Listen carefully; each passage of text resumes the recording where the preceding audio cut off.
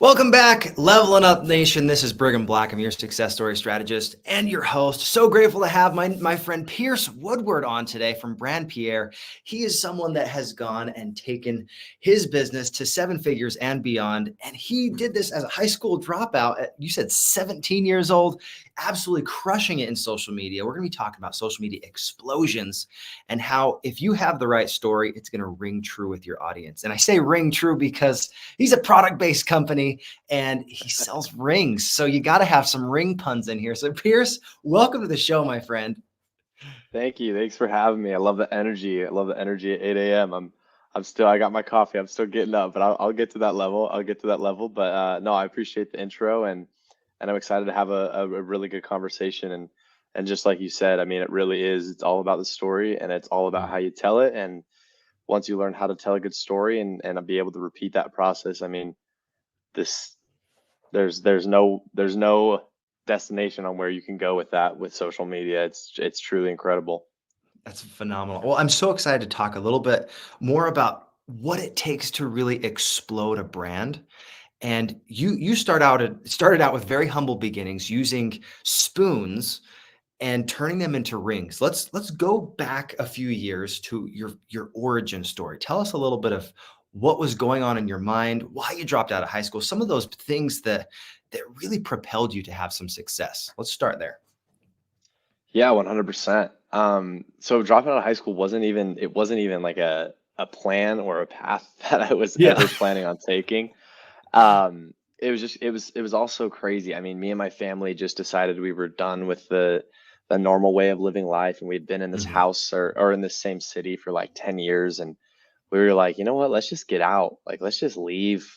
I'm done. Like, yeah, just done with all this inner circle stuff. Like I just want a new start, and we all kind of felt that way. So we were like, you know what? Let's we're gonna go travel the world, oddly enough. So we sell literally everything. I'm talking cars, our house. I sold like half my clothes. I started a selling channel to like sell all my clothes because we were only allowed to take two suitcases. That's all we could take, two Mhm. suitcases and a backpack to see the whole world. And we started in Florida. We rented that Airbnb for like 3 months, and then we were going to go over to Europe. We had our tickets all booked. And while we were in Florida, we were hopping to like the British Virgin Islands, Puerto Rico, doing some cruises out of there. It was a great time. Florida was amazing. We got Disney passes and really just got to explore all of Florida, almost like as a local. It was really, Mhm. really cool. But then COVID hit, like Oh. right before our tickets to Europe came, and so I was 17 at the time. That would have been my junior year. Was I 16? I would have just turned. Okay, I was 16 actually, but I just turned seven. Like COVID hit in March. My birthday's in May. Turned 17. Tripped me out for a second. I was like, "Whoa, I've been telling my story wrong this whole time." No, but so then after that, we moved out, or we decided to stay in Florida, and then that was when I was like, okay, I really got to figure out my schooling because my mom just kept talking about like, hey, you got to get onto online school, and I was like, I'm not doing online school, like I'm not doing that. And so then I was like, you know what? I was like, I want to start a brand forever. I've been doing social media like while we were traveling. I was like, I'm gonna start a Mhm. travel channel. So I gained a little bit of a following, doing some travel content, some modeling content, and then that was when I was like, all right, I really wanted to make something. I really want to start something. So when we moved into this new home in Florida, this was about 5 months later. After that summer, because none of my friends were doing school, like the whole school district shut Yeah. down, like no one was doing it. So I didn't do school for my half part of my junior year because we moved out in December. Then that was when I had to really make that decision when the new school year started, when I was like, okay, I really either chase my dream or I go down the path that people have created for me and the school district has created for me, and I go to college and I join a frat and I become a frat guy.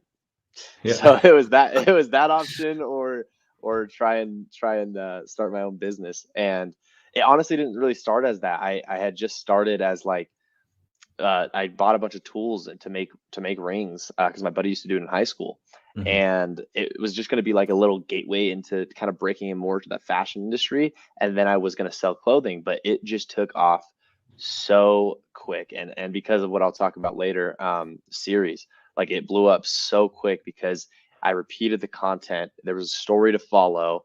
Mhm. This kid in his parents' garage chasing his dream. He's 17. He's not going to school, He's making jewelry, he's making something, a consumable product that, or sorry, not a consumable product, but something, you know, you could buy over and over again, and follow the drops. And The rings, right?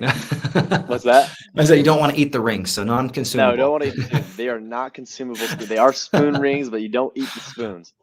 No, I like that. But yeah, so it kind of just all started very organically. I just bought some tools, and then I started making rings, and I posted a couple videos on a social media, and I was getting more views than I ever had. So I was like, well, I might as well keep doing it. And so then after about the fourth video, between all 4 videos, I'd probably done 5 million views on those collectively, us those 4. And before I was getting like 10,000 to 20,000 max views on a video. And when I'd hit like 50,000 views on a video, I'd be like, let's go. So this was just crazy. So I was like, all right, I gotta sell some of these, because all the comments were like, I want to buy these. I want to buy these. So then I set up an online store. I ordered packaging, like in 2 weeks, just set everything up. I was like, I'm going to sell like 20 rings. And then I sold out the first drop, repeated it, sold out the next drop, repeated it, sold out the next drop. And then by our 4th month, we did $107,000 in sales. It was ridiculous. It was ridiculous. It was incredible. So 107,000 in 4 months absolutely changed your trajectory of what you wanted to do with your life, is what it sounds like. You're like, oh, yes, totally. get a little taste of success. Let's get it. Yeah, go ahead. Totally. No, a little bit more exciting than that, actually. So the first month I did 2,000 in sales. The first month I started, and I think this was September too. So this is like school just started for everyone. And my mom was like, you got it. Like by the end of September, you have to be doing online school. Like, I love that you're doing this business, but you got to get your high school diploma. And so then I started talking about GEDs, and we started talking about some other options. And then October came, I did like 5,000 in sales. I was like, Mom, please just give 1 more month. I'll next semester I'll double down, do it all, and I'll just go get my GED when I turn 18 if I don't do it. She's like, okay. So then November comes around, I do 20,000 in sales in November, and then she tells me, like, she's just like, look, let's just sign you up. I was like, Mom, just give me to my birthday. If I can make 6 figures in 1 month, I don't want to hear it ever again. Like, can we make that deal? And she was like, you know what? All right, that's fair. Like, it's like, if you can do that, then you could, that's fine. I'll confide. And so then that was the 4th month. We did 107,000 in sales that month, not collectively over the past 4 months. So it was like the first 6-figure month, and was truly such a great experience. And I mean, my mom never talked about it again. Still to this day, we never talked about it.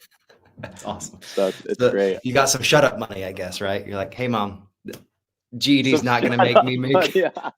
I love that. I'm gonna call it that. I gotta tell her. Yeah, I think that's a fun way to think about it. So I think this is interesting, because a lot of people in COVID, it just absolutely wrecked them as far as their mentality about the challenges that they faced. But you took this as an opportunity to make a shift and to create something of yourself. And I would love to hear the mentality behind what type of stories really built that audience. So it's not just, hey, here's the content you created. How did you really tie in the stories to make sure that your audience was getting that customer journey? They're connecting with you. They're making this be more of a collaboration, because it wasn't just a one-time video, then you did a drop and you were done. You're consistently doing content. So let's talk about those stories. Yeah, no, I like the way you worded that. Yeah, but especially back to the first point is, I never really thought about that, but that is true. I think a lot of people let the COVID and the quarantine really get down on them, but I kind of did. I didn't even ever think of it that way. And it sounds bad. I know a lot of bad came from it, but like, I look back at COVID with such fond memories, because it was just me and my family. We were stuck in Florida, and it's weird because it was like one of the most depressed states of my life, especially even when I was starting the brand. Like, I had no friends, and then my life became 80-hour weeks, just from 17 to 80-hour weeks. And but it was still one of the most fond memories, like being able to just have that much free time. And I think I kind of have this FOMO of life, where I'm like, I have to go do this, I have to do this, my friends are doing that, I got to do this. And so just being able to have unlimited time every day, and no one else is doing anything. So I don't know, but add back to the stories is when you were asking me that, I was thinking, and I was like, all right, what was I thinking back in that time? And I think this will always stay true. This will always ring true. Is yes. It's it's not really necessarily about the story. It is 100%, but the way you get that story across is through your authenticity. So at Mm. the moment when I was building my story, when I was showing people what I was doing, when I was documenting every little process from building the drop, hyping up the drop, going live on the drop date, talking about the video, like going live, telling people thank you so much, we just sold out the drop, doing a little video about that, then going to the post office, like showing every little step inside of the business really gave a layer for people to follow along for Mm. and watch this dream get built. They were there with it. And it wasn't like I was like, okay, I wasn't inside of YouTube videos. I wasn't watching master classes on how to tell stories. No, I was just being myself and I was being authentic.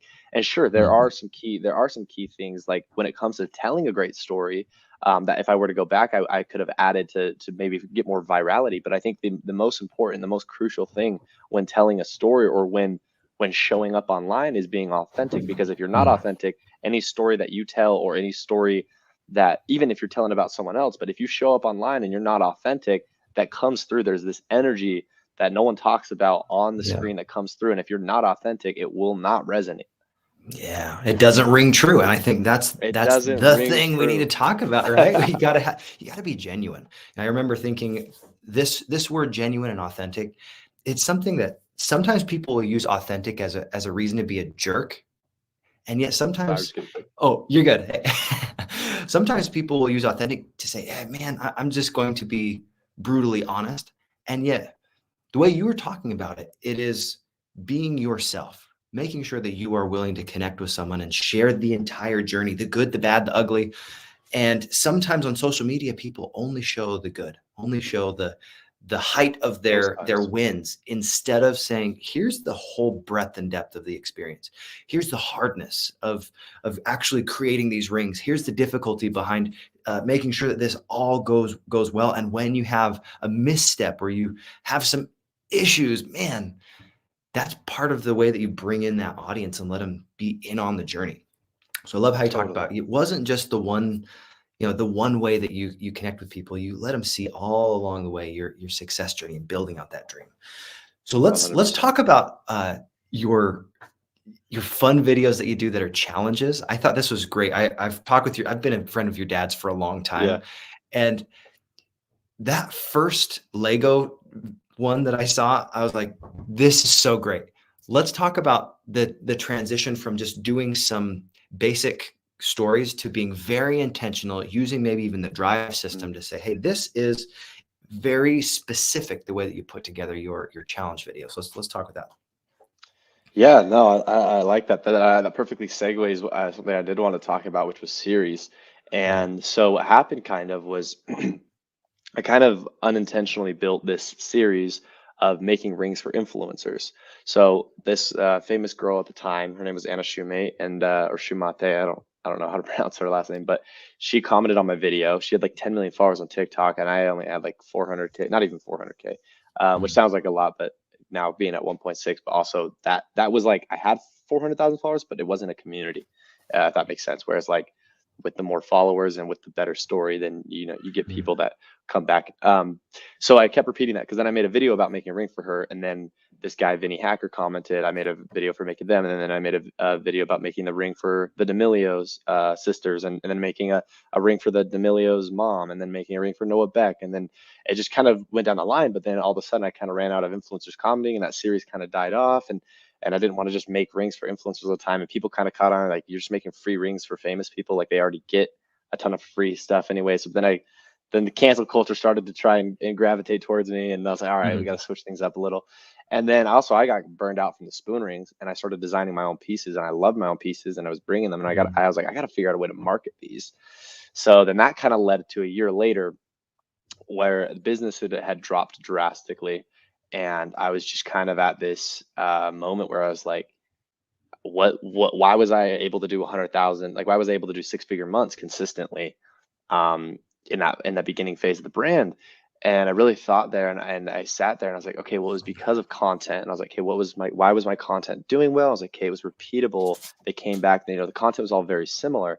So, and then that's when me and my dad, we sat down, and I was like, I need to come up with some great ideas. And so we start listing out tons of awesome ideas for videos. And I was like, this is exhausting. I was like, we got to create a new video every time with an entire new story. And then that's when I was like, I want another series. I want something that I can duplicate over and over and over again that is new and exciting, but yet it still has a fun twist every time. So it's kind of like Mhm. if you've ever seen Caleb Simpson or Daniel Mack, the guys that go do the apartment tours or ask guys in their cars where it's like, hey, what do you do for a living?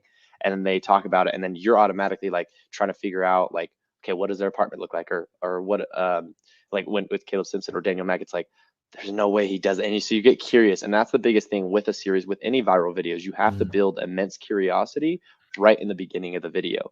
So that starts with a question. That's your grabber. And your grabber, I don't even believe in grabber. I think it's grabber and then immediately a second grabber. So you have your grabber that hooks them, and then you have the grabber that builds the curiosity Mhm. that makes them continue on the video. Which is kind of what I talked about with the GESRC is grabber, enemy, solution, resolution, call to action. So that's your enemies, like building something where it's like, so for example, I would take random objects and turn them into rings. Wait, is that what you're referring to? Yeah, yeah, When you I asked the love question? if Okay, you I do just want like to make sure. Legos, your Yeah, yeah, little yeah. what were the The monkeys? barrel The barrel monkey. barrel monkeys, Yeah, yeah, those are yeah. That great. one's Like a that one's even the fresh. like the I remember the Sistine The Chapel one. I creation was of that. like, Yeah, that's I'm freaking relock. great. Yeah, I'm restocking those. I'm actually doing a restock of 500 because we restocked 350 of them. They sold out instantly. That Nice. one went great. The barrel monkey I might bring back for the holidays, but we'll see. But yeah, so and what's funny about those is those originally just started as like for fun. Like a lot of these videos, like I turned a stop sign into a ring. That video across platforms did like Mhm. 60 million views.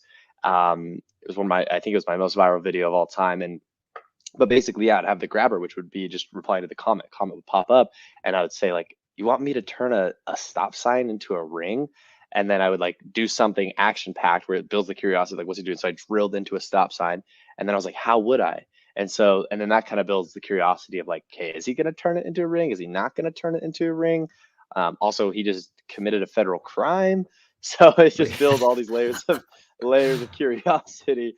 Um, so with that, I would say that yeah, what was crucial about it was finding that series, because I went on to making like 30 different one of those videos, and I still kind of play with it, but now I'm currently in that same state where it's like, okay, sales kind of went down because I didn't have these videos on the back end, and now I'm coming up with new series, especially around travel. Really want to make Mhm. some rings around travel and really see the globe and Mhm. whatnot. I'm actually heading to Ibiza tonight or tomorrow morning. Tomorrow morning. Nice. You just got back from Punta Cana, which is pretty Yeah, fun. 2 a.m. Yeah. So thank you for being here on Yeah, yeah, early, yeah. bright and early. You're like, I'm Back in awake, America. got the coffee, got all the I things. am, dude. Well, I've got my water. No, yes, There you cheers. go. Hey, I got both. We Oh, are perfect. hydrated. Absolutely. Did that answer your question? I kind of Yeah, got a little I think sidetracked, but that was phenomenal. Let's talk a little bit more about that framework as well, because I thought you gave a great example using all these different series. So you had the first series was making rings for influencers. Your second series was taking these challenges like the stop sign, the barrel monkeys, all these, and making it a journey to say, can he actually accomplish that? Like Mhm. even finding ways that you're able to do. And one of my favorite one of your videos was actually you had a hook that had to do with like, hey, this isn't the art, it's actually the floor, and you scraped up the floor and you made a ring out of Yeah, the yeah, different yeah. layers. Talk about that one. That was actually a really unique style because every single ring was technically different. So let's Yeah. go there. No, I love that. I love that you saw that.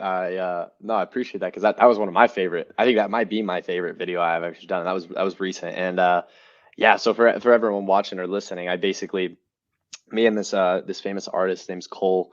His Instagram is like Cole's Color, and he's got like 2 million followers, and we've been following each other for a while. And I've always wanted to do a collab with him, and he posts something on his story about. So he does like spin art paint. If you ever seen spin art paint, Sweet. it's like you basically get these buckets, and it Yeah. spins around and creates this crazy looking thing on a canvas. And so the layer of the floor, I mean, he's been doing this for 4 years. He's only cut it once, and so it's been about 2.5 years of all of those paint buckets spinning and landing on the floor. And he posted a video on his story where it's like the thickness, it was like a full inch thick of just paint layers. And I was like, whoa, that looks crazy. Like all those layers look insane. And he was like, hey, let me know if you guys have any cool ideas of what I should do with this. And I was like, dude, let's collab. Like, let's make a ring out of it. So he sent me a chunk of his floor. And yeah, I think my hook was, oh, what was it?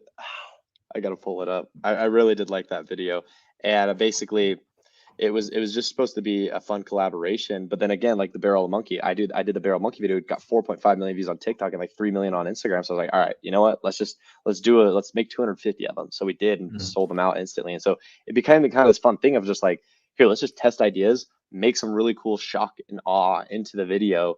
And if it does well, and then people we can see the comments. It's like we're just putting our ideas in the world. It was like almost like a survey sheet to see if people Mhm. liked the idea, and while getting views, while getting paid by TikTok, and getting um, the clout built for the brand, and getting ideas. I mean, it worked out so perfectly. Yeah, I love that. So as of right now, it sounds like you've got this trajectory to build a new series, and Yes. you've got your first two series that have been really just something that blew up very, very explosively. And as far as your strategy moving forward, what goes into making sure that those series that you're putting Mhm. together will land, that will ring true, if you will, since that's the topic today. They'll ring true with Keep it your ringing. audience. I love it.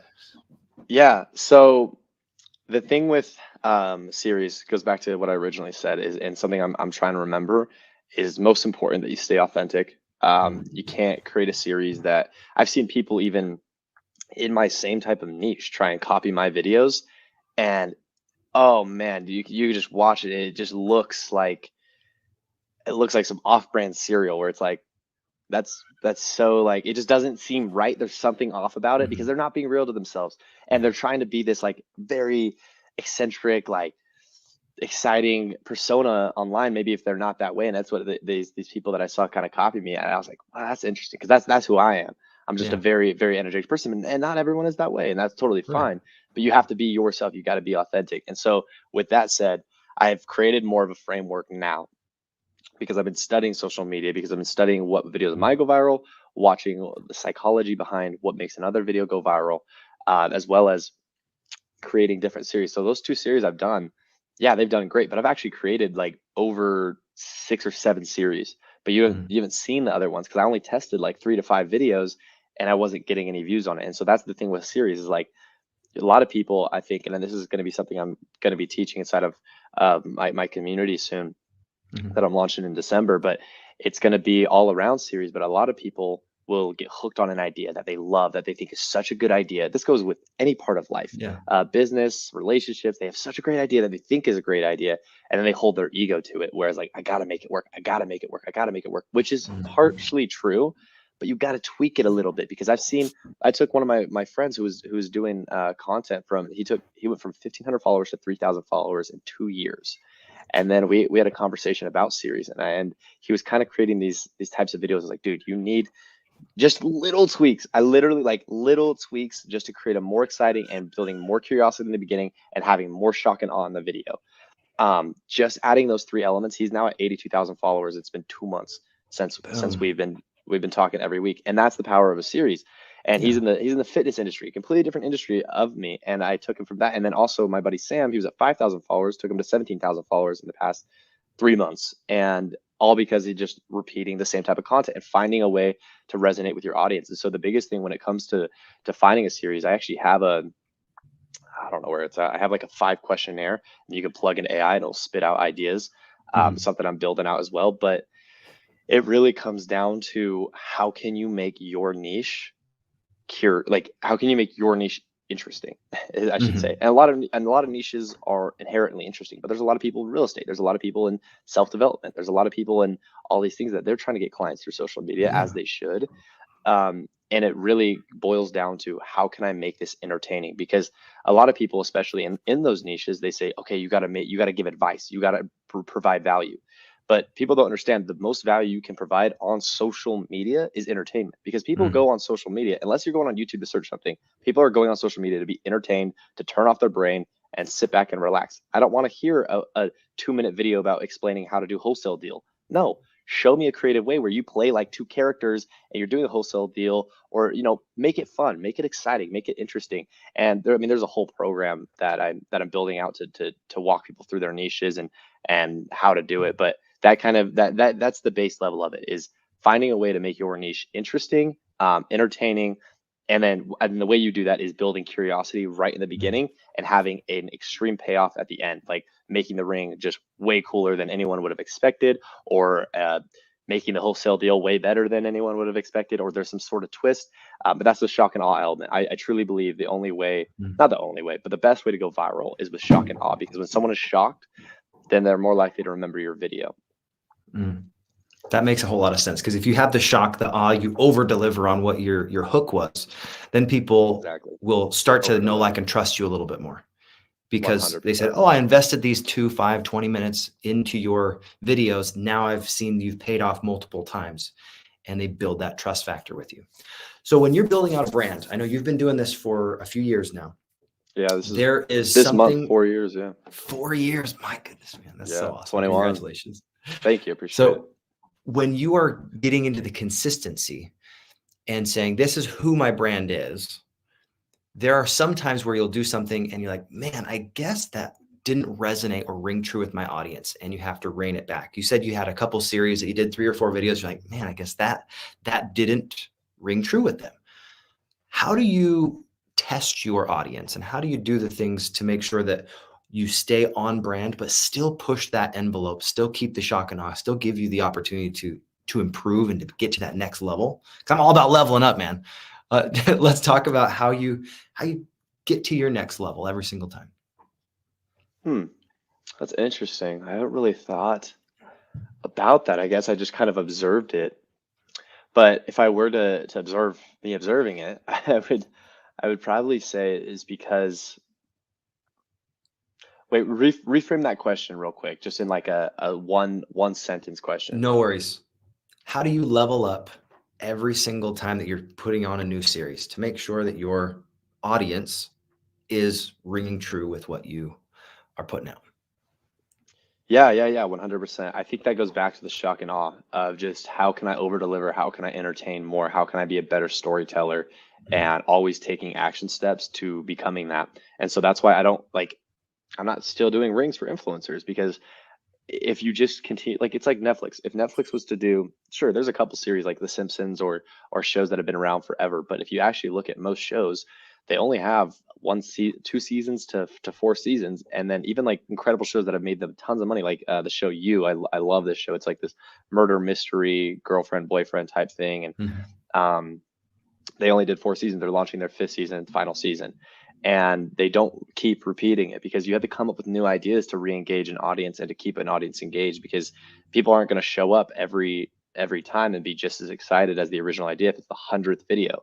So that's why I only do a series for 3 to 6 months, because if you go longer than that, it gets worn out. It gets boring. I mean, when's the last time you've seen a Daniel Mack video and when he goes up to the cars? I mean, sure, he still gets some good views. He milked the cow very well, but it's irrelevant now. He didn't transition. There's nothing new to follow. It's like, hey, yeah, I've watched 200 videos of you going up to strangers in the car, and half of them are in finance, half of them are in real estate. I think I understand how to get rich. Cool. Next series. Like, next series. someone else will be entertaining. Like, and that's the biggest thing with social media. It's like, in one of the speech I just had in Punta Cana, I was telling everyone, it's like, you're in a battlefield for attention. We're in a part of society, or a time in society, where money's not even the most valuable thing. Views aren't the most valuable thing. Likes are not the most valuable thing, but attention is the most valuable thing. I mean, people pay millions a year, billions a year. It's a $1 billion industry to get attention. I mean, ads like through the roof. We're all trying to get attention, because obviously attention leads to money. And so if you cannot change your series, if you cannot come up with new great ideas, then you're just losing out on attention, and that's a currency. I think you really think about attention as the newest form of currency. And when you're in that battlefield, there are some people that are going to do anything they can to be entertaining. And I think being ethical in this as well is something that will be really important as you're moving forward. So what are ways that you've been able to stay on brand, to ring true with your audience, but also make sure that you're not stepping over the bounds? I guess you did say you did commit a federal offense taking down a stop sign, but it that's was fake. Oh, it's No, fake. no, it was No, fake. It was fake. It was fake. that's So awesome. and that's the thing is a lot of people got upset by that, and so then it was great because and That's so good.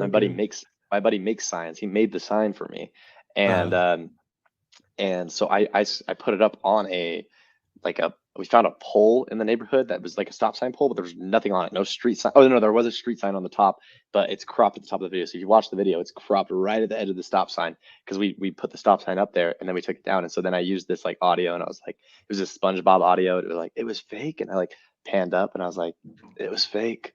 And it was like this audio, but then that video went like got 500,000 views because people understood. And so it's like it's those little key elements where it's like that's so fun. building off the back end. But that's a really good question because I think a lot of people take it too far. A lot of people get Mm. so obsessed with attention. I mean, you're watching this state and age where these young girls are turning 18 and going straight to OnlyFans, because that's where attention is, and it's sad as it is, but that's the society we live in, and attention Yeah. is so valuable, and so people will do whatever for attention, especially if it brings money, and in most cases it does. So that's a really good question. I would say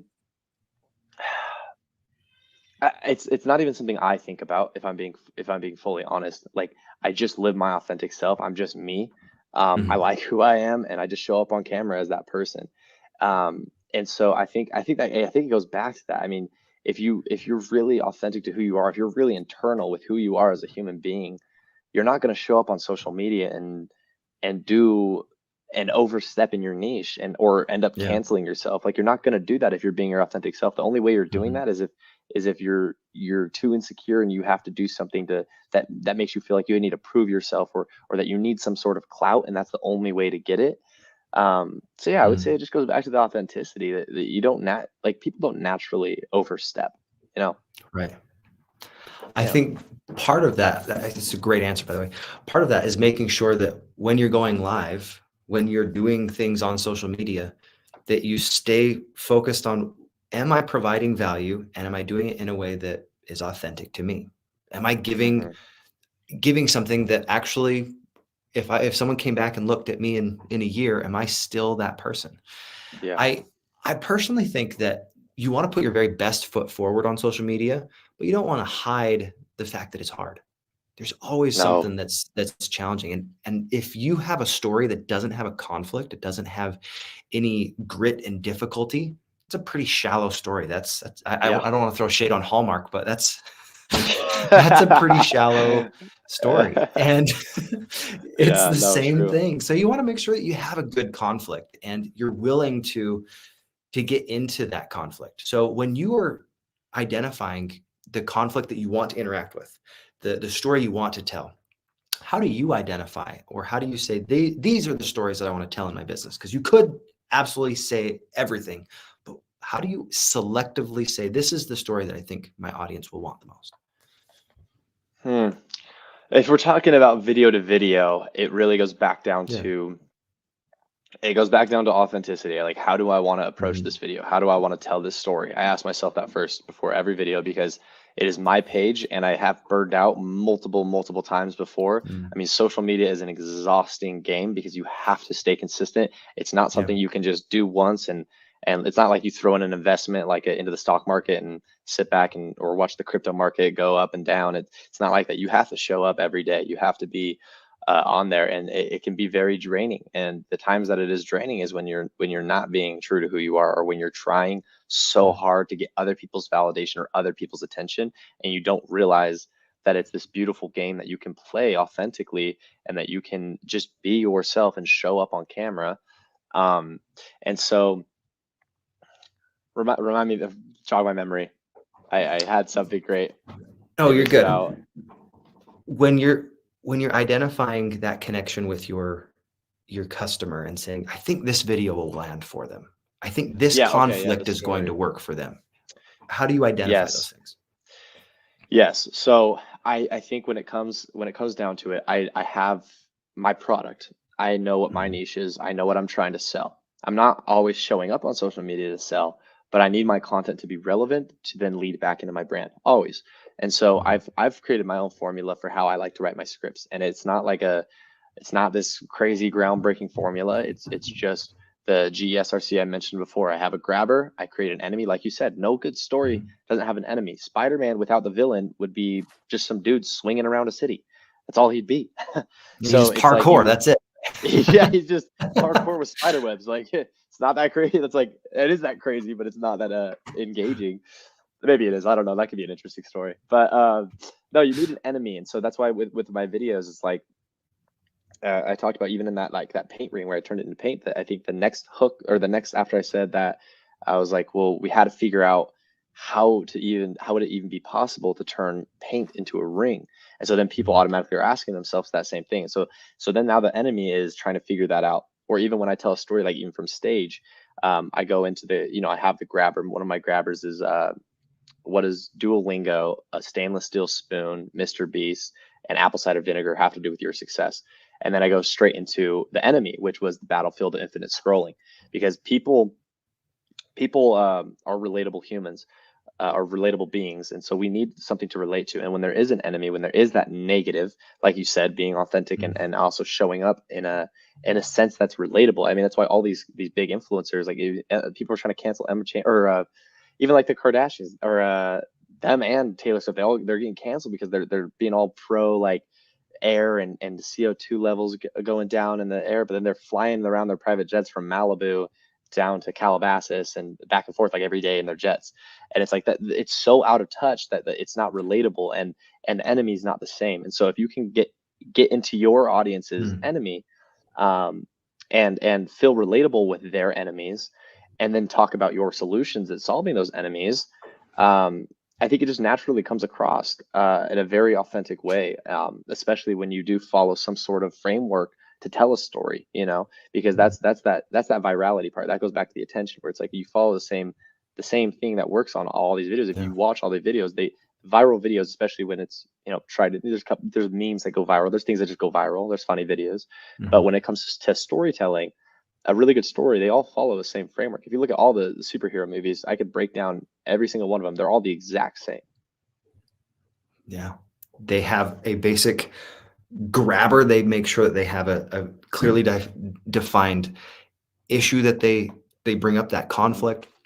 And then they have a inciting incident that propels that protagonist that you bought into to say, oh, builds their I am story. going to be in there. And they want to make sure they bring that audience and tie into the whole story. And I think the easier you get these frameworks into your head, the easier it is to recognize those patterns. And I love talking about patterns of progress, patterns of storytelling. And what was one of those shocking patterns, or the things that you're like, man, I can't believe this is always in viral videos? But what are one of those things that was like a revelation for you to say, wow, I never noticed that this is almost always in viral videos? What was one of those little aha moments for you early on?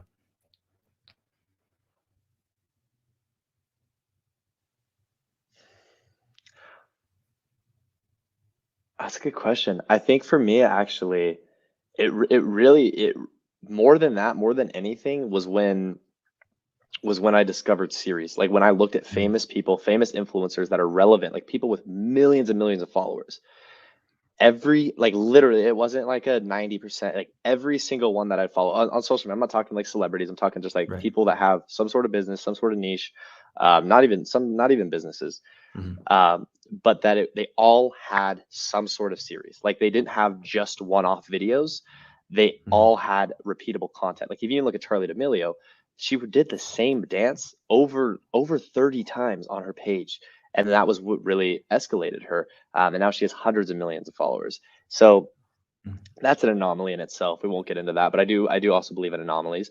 But no, I think for me it was so shocking when I realized, okay, every single one of these influencers I follow, they've all repeated that same content in a same formula to duplicate it. And they've just done a really good job at it. And then the only thing that stands between someone that's not super popping and relevant on social media and someone that is a good series. I really truly believe that. And so when you can create a really good series, I truly mean there is no limit. There's no limit to how far it could go. I mean, Daniel Mack, I remember seeing the first video when he had 10,000 followers, and now he's got like 15 million. I think that was the biggest shock to me. was how important a series is, like repeating content, because it's a really easy way to tell a story and for be recognizable, you know. I think that's a brilliant way to frame this, because just like you brought up with Netflix, you bring up with any of these streaming platforms, you have a series and you do seasons, you do all these different episodes, and there's an anticipation of, oh, what's the next episode going to look like? Yeah, But you exactly. already have a basic framework because you've already seen the previous 30 or 50 episodes. So you know, okay, there's going to be a question, and Pierce might be doing a ring. There's going to be some type of way that it's going to still tie back to what you're doing before, but Yeah. you're getting that familiarity and you're giving them the same type of content with a twist. I Well, think and then that's you the go back difference. and Yeah. Oh, totally. go And ahead. then you go back into the creator side of it. And it's like, Mhm. okay, you don't have to come up with one-off new videos every time. It's like you follow the same framework. Like find a good video that hits. You create 5 ideas of a series. One of them takes off. Okay, let's duplicate it. Try it again. Same format. Okay, Mhm. didn't do well. Talk about those little tweaks. We just add a little bit. Change the hook a little. Change the enemy a little bit, and then you kind of dial it in. It's kind of like a radio where you just kind of got to tune it Yep. until it the clarity comes through. Yeah. Um, and so for the creator side, it's like you just get to just go up, like Daniel Mack, he just gets to walk up to, as soon as he had a viral video, he's like, okay, let me do it again. I'll just walk up to another guy and do the same thing again. And so it's like it helps the creators so much to produce more Mhm. content and tell a faster story, as well as, I mean, sure, yeah, some of those videos take a lot. Like the videos I was doing, each video would take 8 to 12 hours from start to finish to make, to come up with the idea, make the ring, edit the video, publish the video. So yeah, it's Mhm. hard, but it was worth it. I mean, that series has done over 200 million views across platforms through that content, and I would say that if you talk about attention bucks, yeah, the hours I put into that, yeah, all those attention bucks was definitely worth it. Yeah. And attention bucks, I think that's a great way to think about it, because that currency, It that what is it the is. newest currency. Like I had a friend that brought this little phrase up to me. If you are talking about an enemy, you're talking about the difficulties, you will go from a place of pain to a place of rain, as far as the the idea goes Yes. with turning those pain into profits. So when you're identifying an enemy, you talk about an enemy, but it's not necessarily a villain. Like in your context, you brought up the paint was an enemy. Here, the barrels of monkeys, those were your enemy. That was the challenge. You know, I've been watching some videos like by Adley, where she'll just do a silly challenge and say, "Oh, I wonder if I can do this," and that's the hook. And then you see the Exactly. attempts and the failures and the failure and the failure and the failure, and then the almost made it, and then the failure and failure and failure, and then finally, right before the end, bam, I did it. It's literally that simple with some challenges. But for me, like I haven't done a whole lot of challenge videos for me, because it doesn't always ring true for the type of person that I am. Yeah. But I I am a very improv based person. I love interacting like that. So when you are identifying the type of viral content you're doing, and we're talking about ringing true, being authentic, what are some suggestions you could give to a brand new person, someone that has less than 100 subscribers, that doesn't have necessarily a large audience, but you're like, if you do anything, do this type of series to start out? What would you suggest? I would say one, get very clear on your niche. Get very clear Mhm. on what pool you want to play in, because if you Mhm. just hop in the ocean, there's a bunch of people in the ocean, there's a bunch of people swimming around the ocean. But if you're in a pool and you become relevant inside of that pool, and there's, you know, 20,000 people in that pool, but they all know you and they all like you, that's a lot more important than being in a sea of millions but having no connectivity to anybody. So get very Mhm. clear on what pool you want to be in, like what type of content do you want to make, for your niche, and not even what type of content, just not even for that, just really get clear on who you're making these videos for, who's watching this content, because Mhm. once you get that clear, then you can understand their enemies more, and when you understand their enemies more, you can make more relevant. I think my mic went out. Oh, No, you might cut out for a second. that Okay. relates to that audience. So getting very clear on that, and then when it comes to actually creating a series, there are thousands of different ways to do it.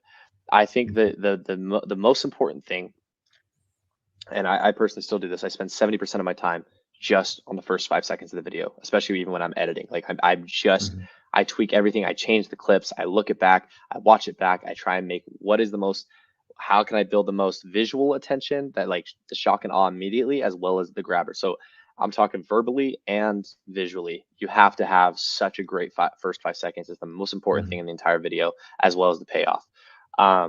So it really doesn't matter exactly necessarily on the series. There are some frameworks to follow, or to like that 5 questionnaire that I have, and I can even send it over to you. Sure. But you can ask and plug into AI. It will spit out series ideas. But I think it really comes down to what I said earlier, is how can you make your niche, so after you've identified exactly what pool you're playing in, how can you make that entertaining? And there's a lot of niches that are very tricky, but they're not that tricky if you let your ego go. Because a lot of people, like I said before, they just show up on social media and do what they've been told by all these mentors. It's like, you have to provide value, you got to give information. So then they start just brain dumping everything they've learned in a not entertaining way at all. And it does 5 to 200 views, because they're so focused on just providing value, because they think that's what social media is for. But no, it's about entertaining.